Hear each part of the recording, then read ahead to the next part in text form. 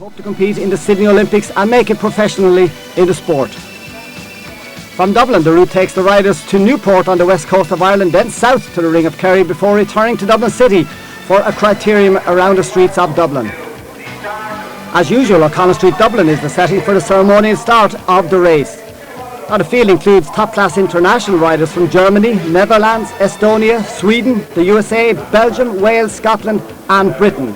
They take on the might of Irish cycling, represented by the Irish national team, 22 county teams and a squad representing the Garda Síochána. The home teams face riders of the calibre of Great Britain's Wayne Randall, John Tanner and Mark Lovett. Other foreign opposition includes the Estonian Sigvard Cook, the Dutchman Pelle Kill and Tito Schuler of the German Telecom Jan Ullrich team. The first stage takes the riders 143 kilometres from Dublin to Longford. At the stage finish in Longford, Belgian Jarko Kuppens sprints clear to lead the 15-man leading group across the line. Kuppens is followed by Julian Wynne from Wales and Tobias Nielsen of Sweden takes third spot. The main field, which includes defending champion Philip Cassidy, are over 4 minutes behind the leader, many of the pre-race favourites having been left behind in the main group when the vital breaks were made. Despite Belgian Jarko Kuppens winning line honours, Julian Wynne is awarded the leader's yellow jersey based on points gained during the stage. Well, just confirmation of that stage result there. Kuppens taking the first spot, Julian Wynne in second and Tobias Nielsen of Sweden in third. And general classification is Julian Wynne there taking first spot.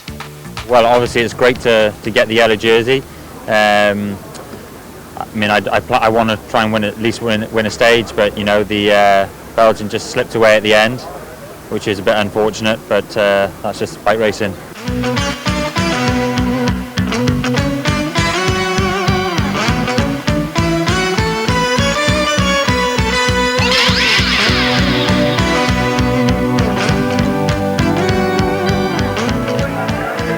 Day 2, as the riders prepare for the task ahead, the yellow jersey is not beyond the reach of an Irish rider. I think this team definitely is strong enough. Any one of us are capable of getting the jersey and holding it. I'm sure of that. Now, Philip Cassidy, last year's winner, 4.5 minutes down on the leaders yesterday. Can he get back up? Anything is possible in the Rás. That's what makes it the Rás. It's just so unpredictable. You gave 4 minutes yesterday, it could wind up being 10 minutes today, and everybody that was in contention yesterday could be out of contention tomorrow. So we'll just have to wait and see. Stage 2, the cyclists face a 163 kilometre stage from Longford to Newport on Ireland's west coast. 42 kilometres from the finish, and it's Brian Keneally from Tipperary who made a decisive break over the Windy Gap climb. Keneally stayed clear of the chasing group to take the stage victory in Newport. 48 seconds adrift of Keneally at the finish is John Tanner, the British national champion, and David McCann, number 114. Welshman Julian Wynne would lose the yellow jersey to 7th placed Mark Lovett of England's Pro Vision team, finishing 1 minute and 20 seconds behind the stage winner.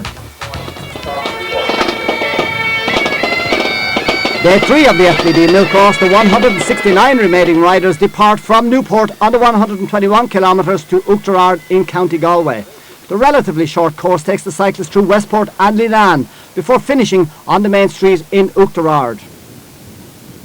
As the cyclists approach Linan, the picturesque countryside of County Mayo and Galway provide a splendid background for the colourful race. In the sprint to the finish on the main street in Uachtarard, Julian Wynne of the Welsh team surges to cross the finish line ahead of Wayne Randall and David McCann. Mark Lovett retains the yellow jersey, finishing in the second group of 9 riders. And the main group is almost 8 minutes behind the stage winner. And just confirmation of that, Julian Wynne there in first spot, Wayne Randall second and David McCann, the Irishman, in third. And general classification, it's Lovett with Patrick Moriarty 13 seconds adrift there, and Stephen O'Sullivan, Gaten Butler and David O'Loughlin. Obviously pleased to retain the yellow jersey. Yeah, it's unexpected really, quite chuffed, yeah. What about today's stage? It's a good stage, rolling roads, not too long, so you can race it all the way really. It's not like some stages that long you have to hold back, but today you didn't really have to hold back, you could just race the whole way. Stage 4, the longest stage of this year's FBD Milkrás, takes the riders from Uachtarard in County Galway 192 kilometres to Listowel in County Kerry.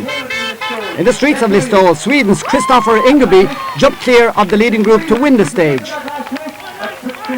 Julian Wynne leads the group home with Margus Salamuts of Estonia taking third spot. Mark Lovett would lose the yellow jersey, finishing 27th, 4 minutes and 52 seconds down on the stage winner. Confirmation of the stage result, Kristoffer Ingeby 9 seconds clear of Julian Wynne from Wales and the Estonian Salamuts in third position.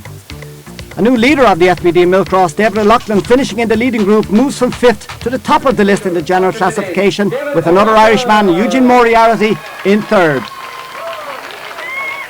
Delighted to be in yellow for the first time. It was a hard day. The race went right from the start. It was first hour, I think, was 30 miles an hour average speed, and just attacking non-stop for the whole day.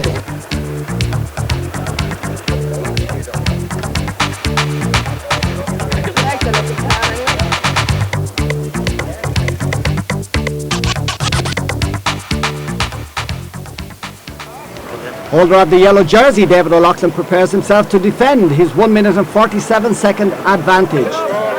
Meanwhile, Irish team member Fergus McCauley checks his radio with his team manager. The Irish team happens to be just the only team in the Ras this year that are using this system of radio contact with their team managers. Stage 5 takes the riders from Listowel around the ring of Kerry to the finish in Kenmare. While the stage gets underway out of Listowel with a ceremonial start. It's a great feeling to see so many riders, and we started off with almost 200 riders, and for 200 young guys to train so hard and be so dedicated to their sport that they put in the necessary training right through the 12 months. It's 12 months solid training and commitment and dedication to cycle racing. We also hope that by bringing the race around the country that we encourage more people to come into the sport of cycle racing, either at a competitive or a leisure or even at a commuter level. It's a great activity altogether, and I think that the Irish Sports Council recognise the contribution we make to the promotion of cycle racing, because they also help us. In this leading group, Dennis O'Shea in pink, followed by Eddie O'Donoghue, and behind him in the yellow and black, it's James Hodnett of Cork West team. Matthias Karlsson of Sweden is also in that group. And here we have Kildare man Brian Lennon deciding to make an effort to bridge the gap to the leaders, and he checks behind him, and yes, he is taking a few riders with him.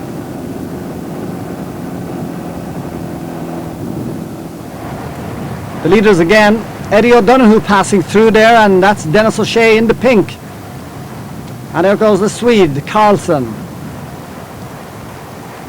And now you have James Hodson there with a look of determination on his face. And here we have a group of 6 or 7 still setting the pace, with the main bunch approximately 200 metres behind.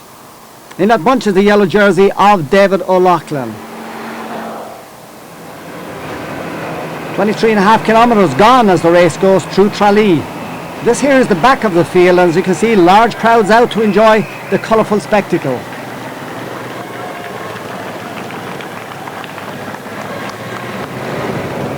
Back out into the country again, and there are 2 riders ahead of this chasing group as they head towards the Sliabh Category 2 climb. And up front it's Dermot Finnegan setting the pace. Brian Keneally is quite happy to sit in there from Tipperary in behind, and you can see the main group just in the background.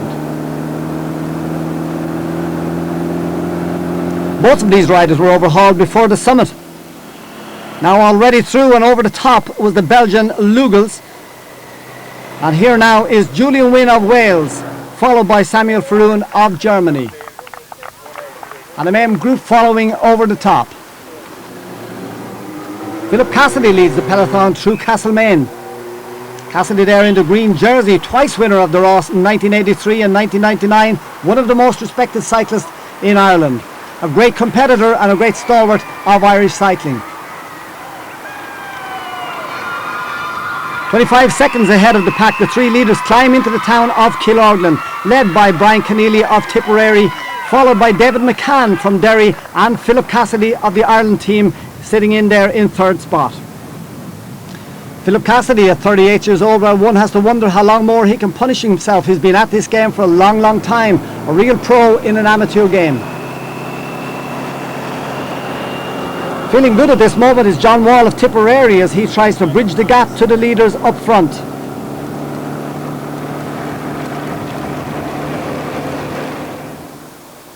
And here are the leaders. Philip Cassidy still in there, Kennelly and David McCann.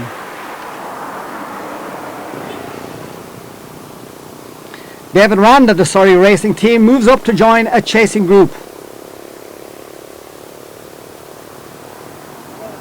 And it's Philip Cassidy, Brian Keneally and David McCann working very hard up front.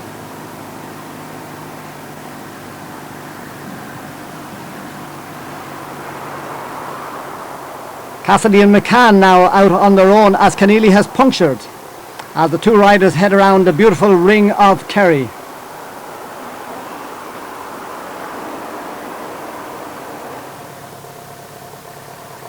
And there you can see the chasing group in the background, and in that group is David O'Loughlin in the yellow jersey as he moves out now to try to close the gap.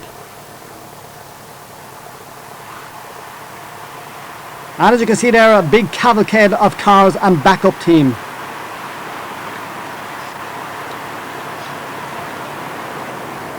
Three riders in this second group: Dermot Finnegan of the Mead Avonmore team, Marcus Salomats of Estonia and Aidan Duff. Number 171 there, Finnegan of Mead Avonmore pushing hard up the hill. David McCann in the red jersey and Philip Cassidy in the green jersey appear to be waiting for the chasing group to join them and perhaps work together as a larger group.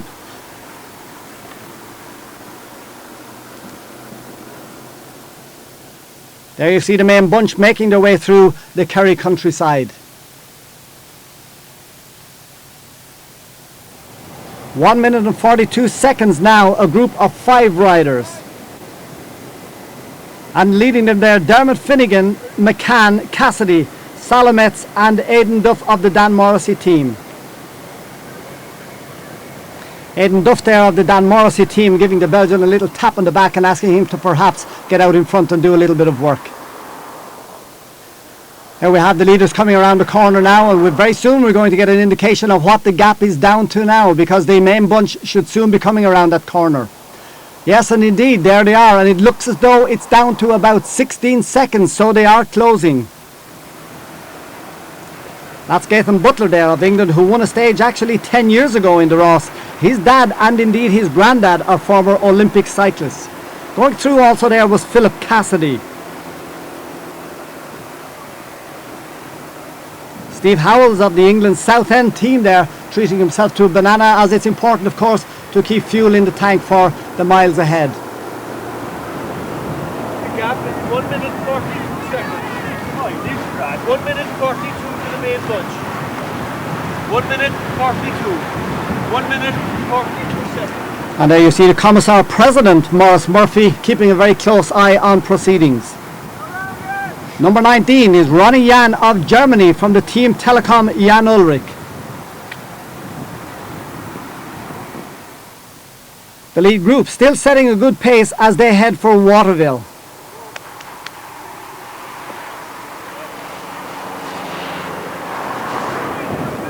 Number 15, Salomets of Belgium, drops back there to pick up some refreshments from the team car.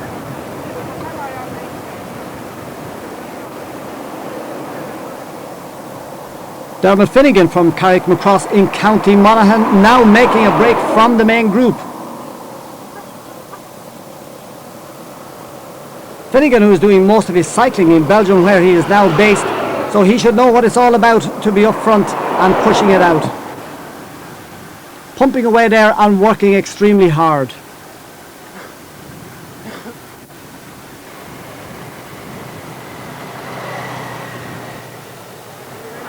Over 110 kilometres gone, and this Category 1 climb over Coolmakiska Pass would surely sap the last bit of energy out of the riders.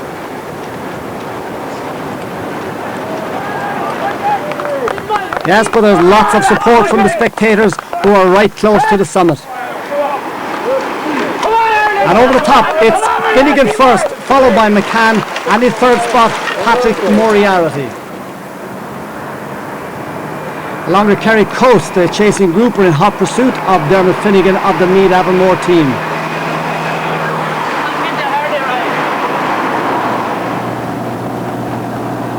And here's the leader, Finnegan, with his team close by, and his manager JP Nolan watching anxiously. But I'm afraid Finnegan's bid for stage glory is over, as he's finally caught by Philip Brown of Scotland as they approach Sneem.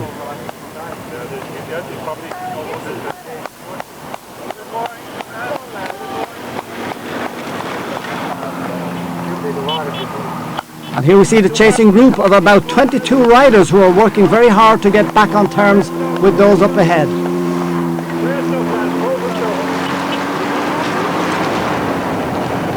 Gethin Butler of the Surrey racing team started the day in 10th position in general classification, 4 minutes and 38 seconds down on the yellow jersey. Here he decides to make a lone break with about 10 kilometres to go.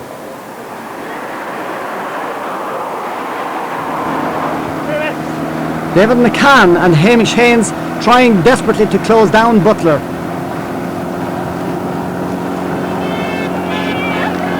But in Kenmare, it's Butler who holds on for victory.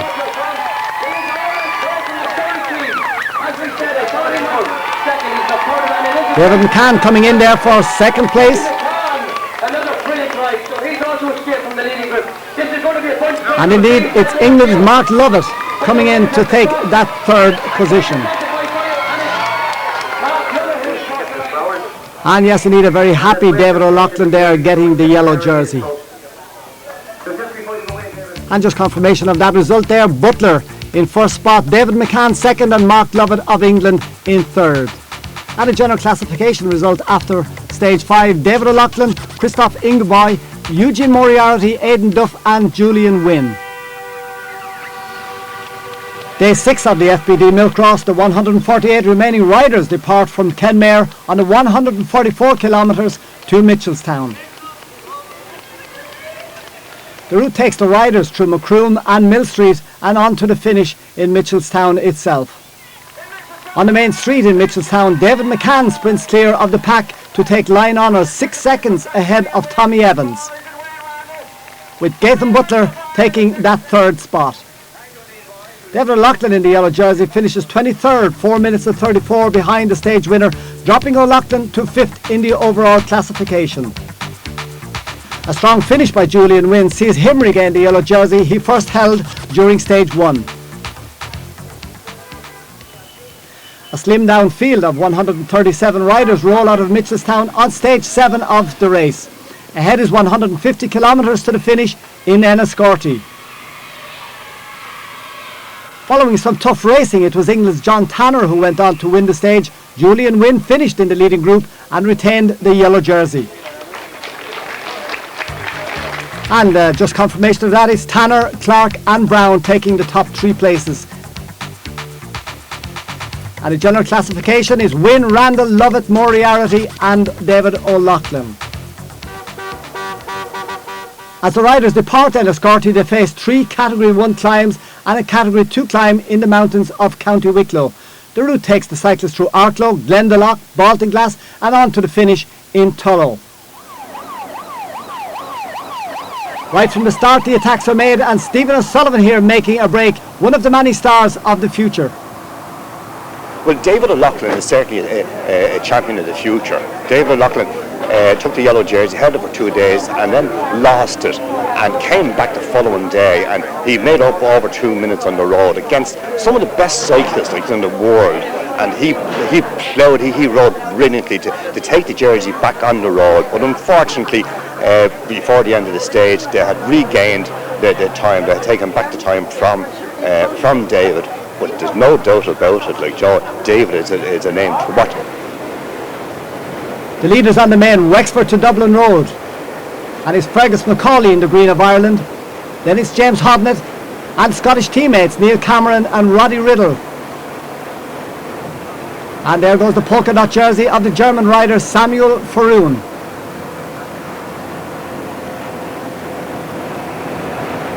Into Wicklow, a group of 5 riders. Fergus Macaulay taking up the rear behind James Hodnett. Up at the front, 2 Scottish riders, Riddle and Cameron, are doing the donkey work.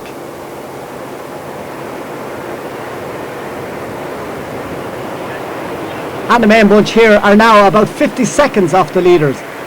And this year's Ross weather conditions has been extremely good, very favourable for the cyclists, with sunshine and only a few rain showers.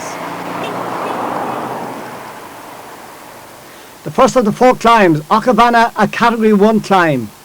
Gethin Butler leads a group of 6 riders away, then there's a gap to the next 3, with the main pack at this moment well out of sight.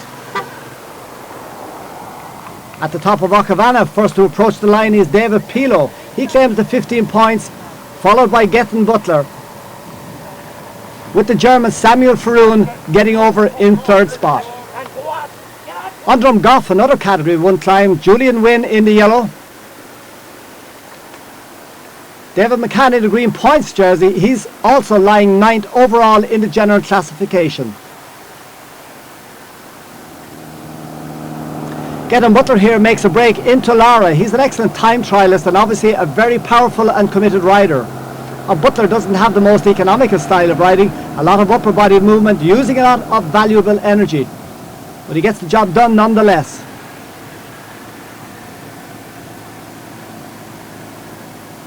David Pilo, second through Lara. He began the day 67th in the overall classification, a full 52 minutes and 45 seconds behind the race leader. So David Pilo is having a good day.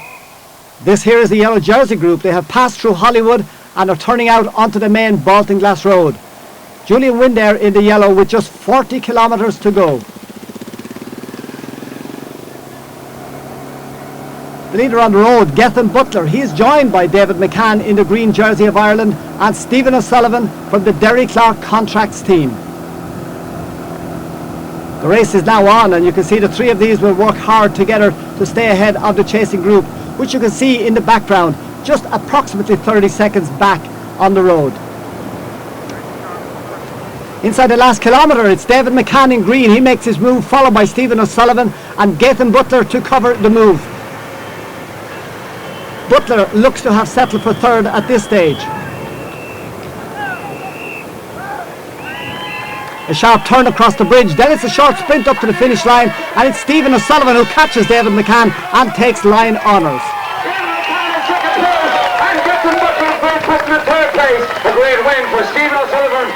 And indeed, a very tired Gethin Butler comes home in 3rd spot. It's a full 1.25 minutes before the chasing group comes in, which includes the man in yellow, Julian Wynne. But it's good enough to keep him in yellow going into the final stage in Dublin. Ladies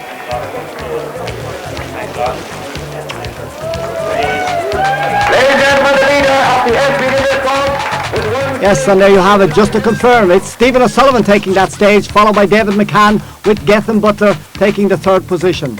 And just confirmation of it there, Julian Wynne holding on to his yellow jersey and Wayne Randall behind in 2nd spot. The final stage is the city centre criterium around the streets of Dublin. 50 minutes plus 3 laps of exciting racing. Always guaranteed a huge number of spectators for this great event. We're delighted to be involved in it because it is the premier cycling event in the country. This year we had 172 cyclists and it brings cycling to the towns and villages all over Ireland where we're involved as a company, and it's a spectacular event, a very challenging event, and this year it looks like we're going to have a winner from Wales, all going well today, and it's good to see that. We've had Irish winners for the last 7 or 8 years, but it is an international event. It encourages more and more teams to come from all over Europe to Ireland, and we're delighted with that. We've had a wonderful turnout this year in particular. The interest seems to be growing every year, and just looking at the stage ends around the country, we've had wonderful crowds, great interest, and it's been a wonderful spectacle overall. In the sprint to the line, it's Tommy Evans that emerges from the pack to take line honours, followed closely by the man in the yellow jersey, Julian Wynne.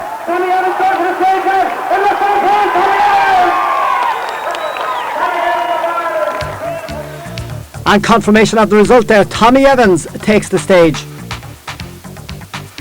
And Julian Wynne is the first non-Irish national to win this event in the past 11 years. trophy, which is won by some of the greats of And a happy man, Julian Wynne from Wales, lifts the trophy.